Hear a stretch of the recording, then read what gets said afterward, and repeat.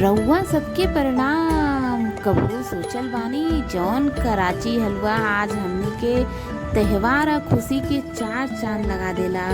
ओकर कहानी कितना पुराना और दिलचस्प बा और जानी जाए कराची हलवा का ई शानदार इतिहास। भले एकरा कराची हलवा कहल जाला, बाकी एकर जड़े इतिहास के बहुत गहरा बनल बा।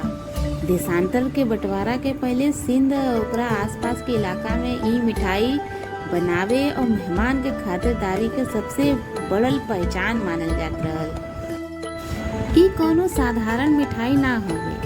कराची हलवा के बनावे का तरीका अपने आप में एगो कला होवे। धीमी आंच पे घी के धार, चीनी के चाशनी और कार्न फ्लोर का मेल, जब ई तीनों मिलेला तो जादू हो जाला।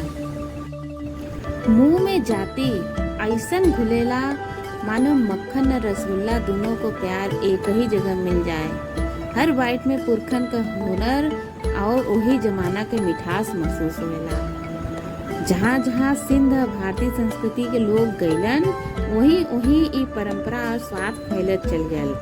आज दिवाली होए या भैया दूज, कोनो खास मेहमान के आगमन, कराची हलवा के बिना खुशी अधूरा लगेला। तो फिर भैया देर काहे? इतिहास का ये मीठा सफर खाली किताब के पन्ना में मत छोड़ा। आज ही अपने घरे में के बनावा और परिवार के संगे आनंद ला। मिलत बानी अगले वीडियो में। धन्यवाद।